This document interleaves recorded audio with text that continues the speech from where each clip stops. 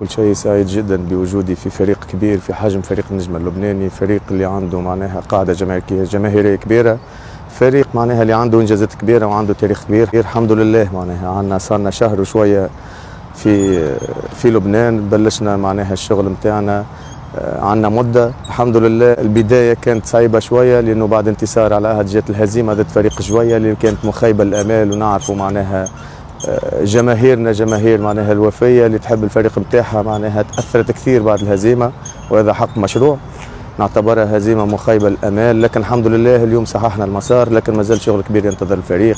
لازم الجماهير متاعنا تعرف إنه الفريق معناها عمل 23 حصة تمرين، فيهم اللاعبين المنتخب الوطني كانوا غايبين في 16 حصه ما كانوش موجودين معنا، يعني قبل 3 ايام مباراه العهد اللاعبين المنتخب وصلوا، زيد الاصابات اللي صارت مباراه الاخرى قصاص، زيد صادق اللي كان عنده 45 يوم بعيد عن المجموعه، ما كانش عندنا معناها المجموعه كامله اللي كنا نقدر نحضروا بها مباراه الجويه. في اخر لحظه صارت تغييرين في الدفاع لانه خليل ما كانش يقدر يبدا، اضطرينا نرجعوا فيليكس اللي كان لعب في المباراه اللي قبلها في نص الميدان، في تغييرات اضطراريه اثرت نتصور على مجرى المباراه، وفي قله تركيز زاد خلينا نخسر مباراه مهمه، لكن ان شاء الله تكون معناها درس بالنسبه لنا. احنا قبل كل شيء نعتذر من جماهيرنا الغاليه، نحن جايين نشتغل وعارفين قيمه الجمهور هذه وعارف النادي هذا وتاريخه، قدومي للبنان وقدومي للفريق هذا اهم شيء خلاني معناها نجي لهنا هو جمهور النجمه وتاريخ الفريق هذا الكبير.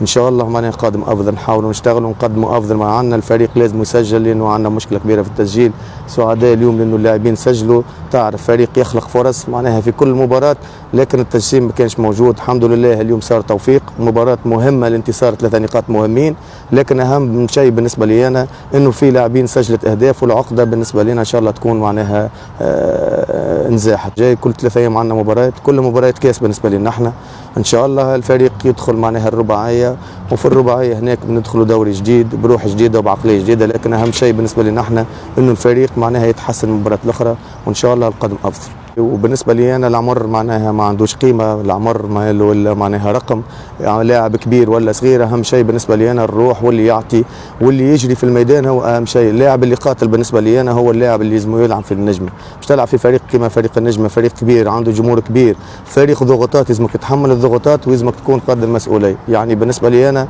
اي لاعب معناها مستعد باش يجري وباش يعطي معناها من قلبه وباش يعطي معناها روحه في الميدان لازم يلعب. اكيد التغييرات معناها عندها اسبابها، اذا فريق يلعب 90 دقيقه ولا كره على المرمى في الاحصائيات هذم 90 دقيقه، يعني اول جول جاء عن طريق معناها كره ركنيه، كره ثابته اللي سجلها فيليكس، لازم الفريق يصير فيه تغييرات، وهذا اكيد جدا معناها اللي التغييرات اللي صارت فيها الاضطراريه، لانه قصاص كان المفروض يبدا معناها اساسي في المباراه الاخرى، لكن الاصابه نتاعو في مباراه العهد خلته يتخلف. كيف بالنسبه لصادق اللي عنده مده ما كانش موجود مع المجموعه، 45 يوم كان بعيد معناها بعد الاصابه اللي صارت له، دونك اضطرينا باش ندخلوا معناها لاعب صغير فقيه، لاعب عنده مستقبل كبير وقادر معناها في السنوات القادمه يكون واحد من افضل لاعبين النجمه، كيف هو كيما عيسى كيما خليل كيما جعفر اللي عنده امكانيات كبيره. الحقيقه لاعب ذكي وعنده امكانيات كبيره.